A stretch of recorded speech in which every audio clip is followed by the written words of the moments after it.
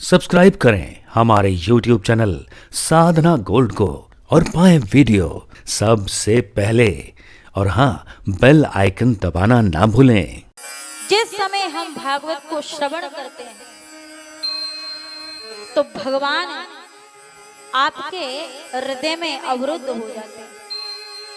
कैसे अवरुद्ध हो जाते हैं? बोले जैसे जेल का भी कमरा होता है और अपने घर का भी कमरा ही होता है, लेकिन इन दोनों में अंतर क्या है?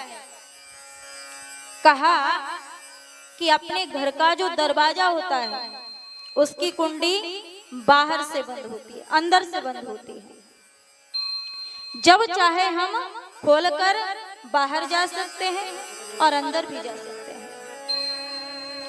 लेकिन जेल का जो कमरा होता है वह बाहर से बंद होती है, यानी कि उस कैदी को अवरुद्ध कर दिया गया है, बाहर नहीं निकल सकता।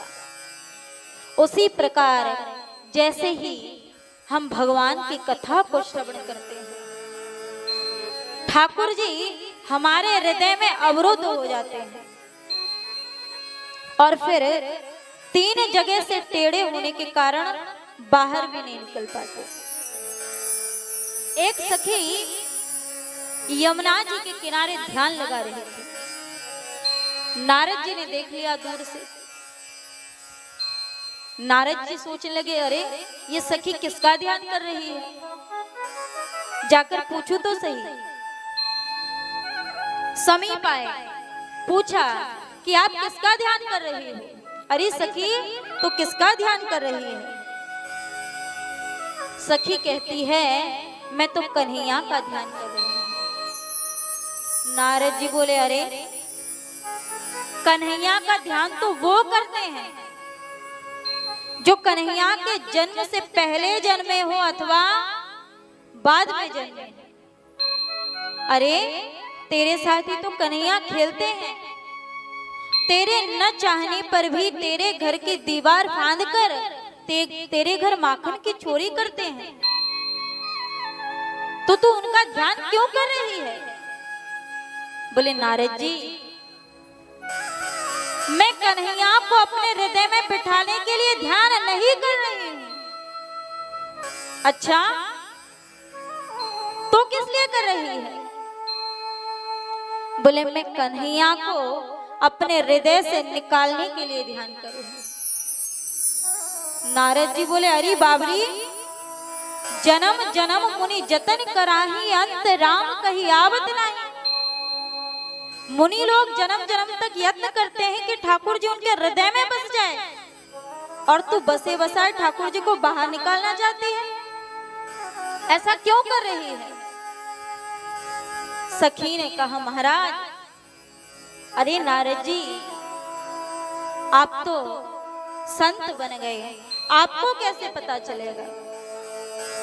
क्योंकि मैं जब जब रसोई करने बैठती हूँ उसी समय कन्हैया की मुरली बजती है,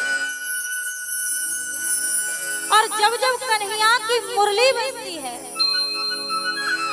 मेरी बुद्धि स्थिर नहीं रह पाती। फिर सास अगर रोटी मांगे तो उनके हाथ में बेलन पकड़ा देती हूँ, ससुर अगर धोती मांगे चादर पकड़ा देती हूँ, पति अगर लाठी मांगे तो हल पकड़ा देते हैं, और उसके बाद मेरे ऊपर बातों की बौछार होती है जिसे सहन करना बड़ा कठिन है।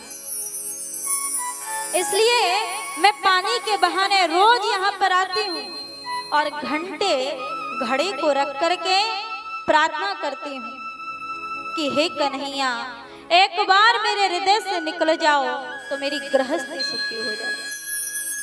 नारद जी बोले, बड़ी प्रार्थना करती है, तब तो निकल गए होंगे। बोले ना नारद जी, अभी तक नहीं निकले। नारद जी बोले, अरे बाबरी, निकलेंगे भी नहीं, क्योंकि वो एक नंबर का टेढ़ा है।